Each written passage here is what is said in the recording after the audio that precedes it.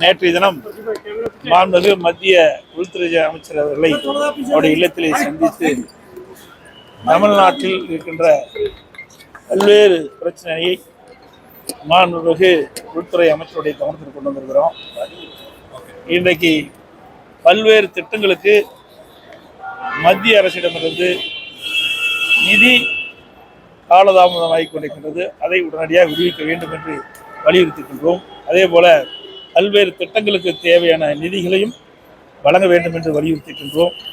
அதில் குறிப்பாக Mahatma Gandhi national rural employments guarantee ஸ்கீமுக்கு மத்திய அரசிலிருந்து வர வேண்டிய நிலுவை உடனடியாக அதை வழங்க வேண்டும் என்றும், அதே போல் எஸ்எஸ்ஏ திட்டத்தில் அந்த கல்வி திட்டத்தில் தமிழக அரசுக்கு விடுவிக்க வேண்டிய தொகையை உடனடியாக விடுவிக்க வேண்டும் என்றும், அதோடு தமிழகத்தில் தொடர்ந்து இருமொழி கொள்கை கடைபிடித்து வருகிறது, அதை தொடர வேண்டும் என்றும், நாடாளுமன்ற தொகுதி மறுசீரமைப்பை தமிழ்நாட்டிற்கு எந்த விதத்திலும் பாதிப்பு ஏற்படாத வண்ணம் அந்த மறுசீரமைப்பை நடத்த வேண்டும் என்றும், அதே போல கோதாவரி காவிரி இணைப்பு திட்டத்தை விரைந்து செயல்படுத்த வேண்டும். தமிழ்நாடு நீர் பற்றாக்குறை மாநிலமாக இருக்கின்ற காரணத்திலே தொடர்ந்து தமிழ்நாட்டு மக்களுக்கு தேவை நீர் கிடைப்பதில் சிக்கல் இருந்து கொண்டிருக்கின்றது. அதை நிறைவேற்றுகின்ற விதமாக நிலையாக தமிழ்நாட்டு மக்களுக்கு நீர் கிடைக்கின்ற விதமாக கோதாவரி காவிரி இணைப்பு திட்டத்தை விரைவுபடுத்த வேண்டும் என்றும், அதேபோல் நடந்தாய்வாளி காவிரி திட்டம் ஏற்கனவே அதிமுக ஆட்சி இருக்கின்ற பொழுது பாரத பிரதமர் அவர்களுடைய கவனத்திற்கு கொண்டு வந்து அந்த நடவடிக்கையின் பேரிலே நாடாளுமன்ற ஜனாதிபதி உரையிலே இடம்பெற செய்து அந்த திட்டம் இப்பொழுது செயல்பாட்டுக்கு வர இருக்கின்றன. அதற்கு தேவையான நிதியை முழுமை விடுவித்து நடந்தாய்வாளி காவிரி திட்டத்தை நிறைவேற்ற வேண்டும் என்றும், அதற்கு தேவையான நிதியை மத்திய அரசு விடுவிக்க வேண்டும் என்று வேண்டுகோள் விடுத்திருக்கின்றோம். அதே போல காவிரி ஆற்றின் குறுக்கே மேகதாது அணை கட்டப்படுவதாக அடிக்கடி தமிழக அரசு செய்தி வெளியிடப்பட்டிருக்கின்றன. உச்சநீதிமன்ற தீர்ப்பின்படி மத்திய அரசு நடந்து அதில் எவ்வித உச்சநீதிமன்ற தீர்ப்பின்படிதான் மத்திய அரசு கர்நாடக அரசை வலியுறுத்த வேண்டும். அதையும் எக்காரணத்தை கொண்டும் மேகதாதிலே அணை கட்ட மத்திய அரசு துணை நிற்கக்கூடாது என்பதை வலியுறுத்தியும், அதே முல்லை பெரியார் அணை நீர்மட்டம் ஏற்கனவே உச்சநீதிமன்ற தீர்ப்பின்படி 116 140 அடி உயர்த்தப்பட்டிருக்கிறது. 142 152 அடி முல்லை பெரியார் அணையை நீர்மட்டத்தை உயர்த்துவதற்கு உச்சநீதிமன்றம் அளித்த தீர்ப்பின்படி அந்த அணையை பலப்படுத்த வேண்டும். அந்த பலப்படுத்துவதற்கு தேவையான நடவடிக்கை மேற்கொள்கின்ற பொழுது கேரள அரசு தடையாக இருக்கின்றது. அந்த தடையை நீக்கி உச்சநீதிமன்ற தீர்ப்புப்படி அணையை உயர்த்துவதற்கு தேவையான நடவடிக்கை மேற்கொள்ள வேண்டும் என்று நான் கேட்டுக்கின்றேன். அதே போல தமிழகத்தில் ரயில்வே திட்டங்கள் பல நடைபெற்றுக் கொண்டிருக்கின்றன. அதற்கு தேவை நிதி ஒதுக்கீடு செய்யப்பட்டு அதை விரைந்து செயல்படுத்த வேண்டும் என்று கேட்டு, அதோடு தமிழகத்தில் டாஸ்மாக் மிகப்பெரிய முறைகேடு நடைபெற்றிருப்பதாக அமலாக்கத்துறை வெளியிடப்பட்டிருக்கின்றன. அதை முழுமையாக விசாரித்து தவறு இழைக்கின்றவர் மீது கடுமையான நடவடிக்கை எடுக்க வேண்டும் என்று வலியுறுத்துகின்றோம். அதே போல சட்ட ஒழுங்கு தமிழகத்தில் அடியோடு சீர்கெட்டிருக்கிறது. சிறுமி முதல் மூதாட்டி வரை பாலியல் வன்கொடுமைக்கு ஆளாக்கப்படுவது மிகுந்த வேதனை அளிக்கின்றது. அதோடு போதைப்பொருள் நடமாட்டம் தமிழகத்தில் அதிகரித்துகின்றது என்பதை எல்லாம் சுட்டிக்காட்டி தேவையான நடவடிக்கை மேற்கொள்ள வேண்டும் என்று மத்திய உள்துறை அமைச்சரை சந்தித்து நாங்கள் கோரிக்கை மனு அளித்திருக்கின்றோம். சார், எதிர்க்கட்சி தலைவர் என்ற முறையில தமிழ்நாட்டிற்கு பல திட்டங்களுக்கான நிதியை ஒதுக்கீடு செய்ய வேண்டும் அப்படின்றதெல்லாம் நீங்க பேசியிருக்கீங்க. அரசியல் ரீதியாக 2 தலைவர்கள் மட்டத்தில் நடைபெற்ற இந்த பேச்சுவார்த்தையால என்ன நடத்தப்பட்டது? அதிமுகவும் பாரதிய ஜனதாவுக்கும் இடையே கூட்டணி உடன்படிக்கை ஏற்பட்டு விட்டது அப்படின்றத நாம ஏற்றுக்கலாமா? நீங்க பத்திரிகைகள் தான் போட்டுட்டு இருக்கீங்க, அப்படி எந்த இதுவும் கிடையாது. இப்ப முழுக்க மக்களுடைய பிரச்சனைக்காகத்தான் நாங்கள் வந்திருக்கோம். இன்னும் ஒரு ஆண்டு இருக்குது தேர்தலுக்கு.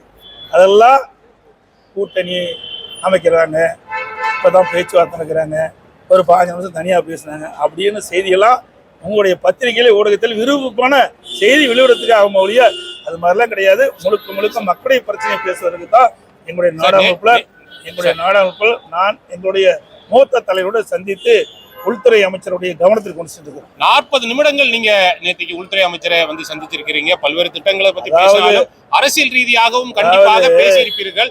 பல மாதங்களுக்கு பிறகு நேற்றைய தினம் நீங்க அமித்ஷா ஜியை வந்து சந்திச்சிருக்கீங்க. கண்டிப்பாக அரசியல் ரீதியாக பேசியிருப்பீர்கள் என்று நாங்கள் எதிர்பார்க்கிறோம்.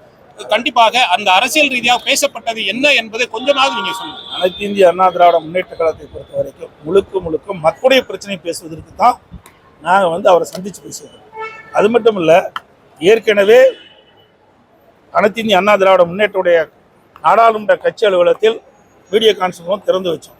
அதை நேரடியாக பார்வையிட்டு அதுக்கு பிறகு நேரம் எங்களுக்கு கேட்டிருந்தா வாய்ப்பு இருந்தால் பார்க்கலாம்னா வாய்ப்பு கொடுத்தாங்க. மக்களுடைய பேசுறதுக்கு வாய்ப்பு கொடுத்தாங்க. இதையெல்லாம் விளக்கமாக எடுத்து பேசணும். கிட்டத்தட்ட 40 நிமிஷம் சொன்னீங்க, 40 நிமிஷம் 45 நிமிஷம் ஒவ்வொரு திட்டத்தையும் எடுத்து சொன்னோம். நீங்கள் நடந்தாய்வாளி காவிரி திட்டம் என்னென்ன இருக்குது விளக்கணும். அதுபோல் கோதாவரி காவிரி இணைப்பு திட்டம் என்னென்னலாம் இப்பொழுது நடவடிக்கை மத்திய அரசு எடுத்து வருகிறது என்பதையெல்லாம் சுட்டி காட்டணும். அதே போல் இன்றைக்கு தமிழகத்தில் இன்றைக்கு டாஸ்மாக் நடந்த மிகப்பெரிய ஊழல் இன்றைக்கு அமலாக்கத்துறை நடவடிக்கை எடுத்திருக்குது. அதை பற்றி விளக்கமாக எடுத்து சொன்னோம். அதே போதைப் பொருள் விற்பனை தமிழ்நாட்டில் அதிகமாக இருக்குது. அதையெல்லாம் விவரமாக கேட்டார், என்ன நடக்குது ஏது நடக்குது அதையெல்லாம் நாங்கள் விவரமாக சொன்னோம். அவரெல்லாம் கவனமாக எடுத்துக்கொண்டார்கள். தமிழ்நாட்டுக்கு தேவையான உதவியை செய்வோம் என்று சொல்லிக்கின்றார்கள். அதே போல் இந்த மிக மோசமான சூழ்நிலை தமிழ்நாடு சென்று கொண்டிருக்கின்றது. அதனால மத்திய அரசு தலையிட்டு இதுக்கு முற்றுப்புள்ளி வைக்க வேண்டும் என்று நாங்கள் கேட்டுக்கொண்டோம். சந்திச்ச போது ஏங்க இல்ல இருக்குது. இப்ப எலெக்ஷன் நடக்குது, எலெக்ஷன் அறிவிச்சிருக்கிறாங்க. அது வேண்டாங்க. போன தடவை 2 எலெக்ஷன் நடந்தது. 2019 நடந்தது. எப்ப கூட்டணி அமைச்சோம்? 2021 நடந்தது. அதான் நீங்க சிந்திச்சு பாருங்க. எல்லாமே தேர்தலுக்கு நெருங்கும் போதுதான் கூட்டணி அமைப்பாங்க. கூட்டணி என்பது வேற, கொள்கை என்பது வேற. எங்களுடைய கொள்கை இப்பொழுதும் நிலையானது. கூட்டணி என்பது சந்தர்ப்ப சூழ்நிலைக்கு தகுந்த மாதிரி மாறும். இப்ப இருக்கிற திமுக கட்சியோடு இருக்கிற கட்சி, திமுக கூட்டணி அங்க வைக்கின்ற கட்சியில் அங்கேயே இருக்க போதா? அதெல்லாம் கிடையாது. அதாவது அந்த நேரத்தில் எப்படி சூழ்நிலை ஏற்பதோ அதுக்கு தகுந்த மாதிரி தான் கூட்டணி கிட்டத்தட்ட நீங்க பாத்தீங்கன்னா அடுத்த மார்ச் தான் நடக்குது. இன்னும் ஒவ்வொரு ஆண்டு இருக்குது.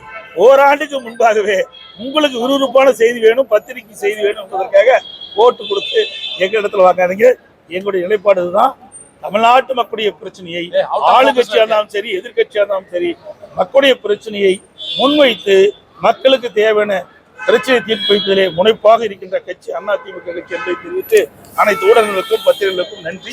பாதகம் செய்பவரை கண்டால் நாம் பயம் கொள்ளலாகாது பாப்பா. மோதி மிதித்து விடு பாப்பா, அவர் முகத்தில் உமிழ்ந்து விடு பாப்பா. அண்மை செய்திகளை உடனுக்குடன் தெரிந்து கொள்ள இணைந்திருங்கள் எம் நாடு தொலைக்காட்சியுடன்.